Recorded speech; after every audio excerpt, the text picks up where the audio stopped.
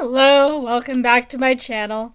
If you haven't been here before, I'm Jamie. I read a ton of books. This is a recommendation video without any books to show on the screen. So feel free to be doing whatever you want while listening to this video. It's more audio than anything else, unless you like looking at me adjusting my glasses. I swear, I'm not used to them sitting on my nose still. So, yeah. These ones are a little heavier. I think they're, a little bit better made than dollar store glasses. But it means they're heavier, which means they sit on my nose, and my nose is like, oh my goodness, I have glasses on. Anyway, not talking about glasses. We're talking about books. We are talking about NetGalley Arcs, specifically nonfiction NetGalley Arcs. If you are participating in NetGalley November, you may know that there are a couple prompts on the bingo board and I think on the spinner wheel as well for reading nonfiction arcs. I read a lot of nonfiction. Not everybody does. I highly recommend it. It's good for you. And it's kind of like healthy food. It's good for you, and sometimes it's actually good. So, so I pulled some up on separate tabs that I particularly want to get to this weekend that are not already archived. Because I'm also working on all those arcs that have already archived, and I need to finish them because they're, late. Because, I do this. I get arcs, and then I don't get to them in time. Yeah. I'll get to them all eventually. But, in the meantime, there are some that look really good that are not archived yet. The newest one I got is called When News Breaks, a memoir of love and war by Carol Lynn. This is one by a CNN anchor, Carol Lynn. She's at the height of her career after becoming the first network journalist to break the news of the 9/11 attacks. A month later, she finds herself in the crosshairs of a Taliban sniper along Pakistan's border with Afghanistan. A stark reminder of the sacrifices she made to succeed in a white-centric, male-dominated journalism career. So it sounds like an interesting person, interesting memoir. It's pretty. It has, it looks like jewelry on the cover. I'm not really sure what that refers to. We'll find out when we read the book. But that one's one that I just got approved for this week. So it's obviously available. Oh my goodness. As soon as I'm recording, all the kittens start making noise. Anyway, we have Who's Allowed to Protest by Bruce Robbins. This one is short, very timely. It's the essential guide for understanding why some political voices are amplified, others are silenced, and how the fight over who's too elite to dissent will determine our democratic fates. So I don't know what to expect on this one. The question about who gets to protest and what counts as protest, all that kind of stuff, it's really interesting. So I'm hopeful that it's good. It is making an argument. It is not a history. So we'll see what I think of its argument. It is trying to do some history, though. An electrifying blend of short history and manifesto. The manifesto part is where it may lose me, depending on what it's trying to do with the history and what it leaves out and what it includes and how it relates to things that it does include and all that fun stuff. But it's only 160 pages, so that could be interesting. And then I pulled up The Sound of Utopia, Musicians in the Time of Stalin. This one looks really good. When Stalin came to power, making music became a dangerous endeavor. Russian composers now had to create works that served the socialist state, and all artistic production was scrutinized for potential subversion and traces of the now maligned formalism. The Sound of Utopia offers a vivid portrait of Soviet musicians and composers struggling to create art in this climate of terror. That one looks really good. And then I pulled up True Color, the strange and spectacular quest to define color from azure to zinc pink by Corey Stamper. This one looks really cool. The blurb says, a kaleidoscopic journey through the secret history of hues and the story of the obsessive genius behind the definitions of colors we use today, from the beloved author of Word by Word. Begonia, noun. A deep pink that is bluer, lighter, and stronger than average coral. See Coral 3B. Bluer than Fiesta and bluer and stronger than Sweet William, called also Gaiety. Like, oh my goodness, what could bluer than Fiesta possibly mean? Etc., etc. It's an interesting concept. I've always been interested also in like whether we all are seeing the same color. We may think we are, but it's actually not a trivial question whether we actually perceive the same colors for the same things. And sometimes we don't, actually. So, yeah. So I'm looking forward to that one. It looks like a book I haven't read others like it. Not a topic that there's a lot of books about that I know of. I also might get to a few of the other ones on my list. I'll just read off some of the rest that I have on my list and tell you a little bit about them. The Problem with Plastic by Judith Enck with Adam Mahoney. This one archives on the 1st of December, so now would be a good time to get it and read it if you might find it interesting. For women's prize purposes, there have been environmental nonfiction on their nonfiction list. So this one being by a woman, I don't know, but it's at least by a woman and it's nonfiction. It's really hard to know what books to be watching for that nonfiction list for that award, because most of them I never have heard of them before the award is listed. But that's one that I noted as possibly interesting for that. And yeah, it is an interesting topic. It's very timely. Got Parallel Lives. I think that one's archived already. The Feather Wars by James H. McCommons. Looks interesting. That one's bird conservation, early bird conservation. When We Are Kin by Kyle T. Mays. This one actually comes out in May, which is appropriate for the name. I'm sure that's not intentional. The History and Future of Afro-Indigenous Solidarity. And it's a very vibrant cover. So let's get some of these tabs cleared so I know where I'm at. There we go. So that one, I think it's middlingly short, 200, 300 pages, something like that. When the Forest Breathes by Suzanne Simard. I think this one's also environmental nonfiction. Comes out in March, archives in April. So I have some time on that one. Black Evidence by Candace Watts Smith. It comes out in March, archives in February.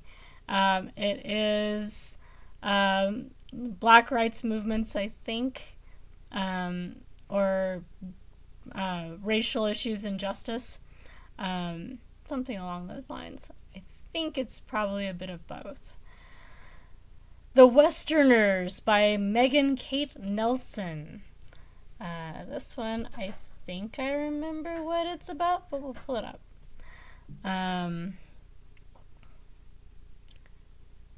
Myth-making and belonging on the American frontier. Again, this is by a woman, so you never know. Maybe it will be listed for a nonfiction prize, especially because the author was a finalist for the Pulitzer Prize in History. So, might be listed for this book. Let's see how long this is. Yeah, this one's 448 pages, so it is a little bit more of a time investment, but it looks really good.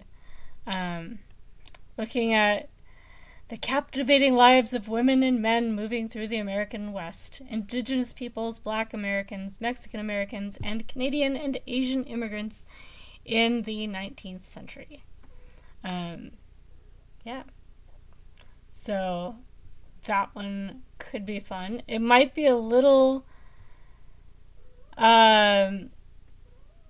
outside the realm of familiarity for readers outside the United States, which may be a good thing or not. It depends on how much you like reading history from somewhere else. If you are from here, maybe it's all too familiar. So, I don't know. I read histories about other countries all the time. So, yeah, I actually think that one looks really good for quite a range of readers. Anyway. Emergence by Jonathan P. Strecker, ed. D.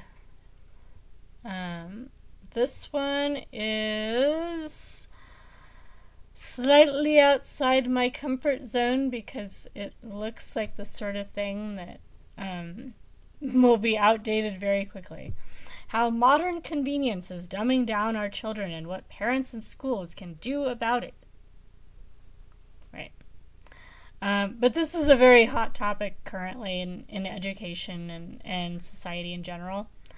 Now that AI is poised to change everything in our lives, this book epitomizes the term timely. Ew. So yeah, I don't know if I'll like it or not, but it's a sort of book that probably won't take very long. So I'll try it. The Laws of Thought by Tom Griffiths. Comes out in February, archives in March, as does Emergence. Westerners archives in April. Laws of Thought. I think this is philosophy, but we'll pull this up.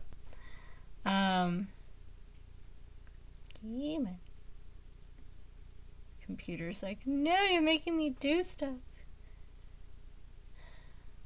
Like stuff that I don't want to do. There we go. Alright. So, come on. Load yourself. There we go. Yes. Quest for the Mathematical Theory of the Mind. So, philosophy, science, and mathematics. All in one book. An exploration of the quest to use mathematics to describe the ways we think, from its origins 300 years ago to the ideas behind modern AI systems and the ways in which they still differ from human minds. So, that one looks good.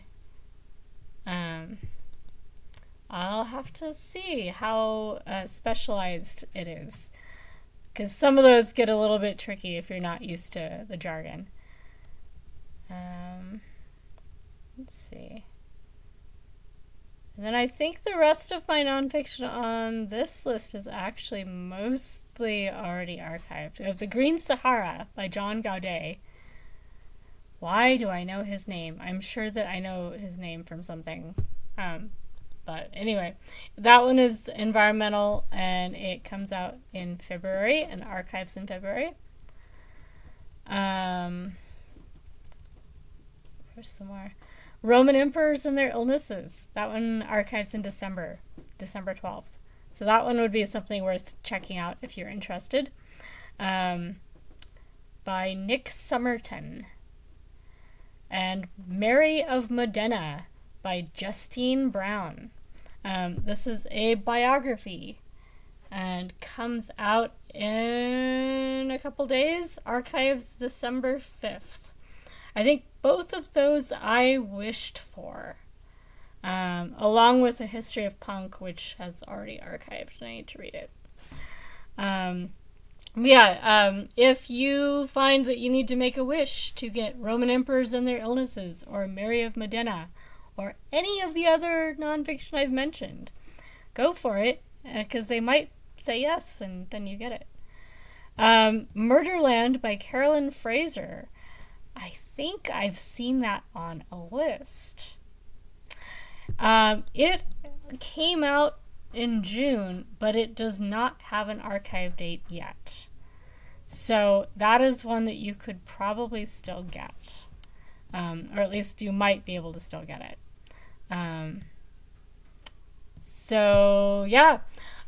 Those are a few of my nonfiction arcs. There may be more.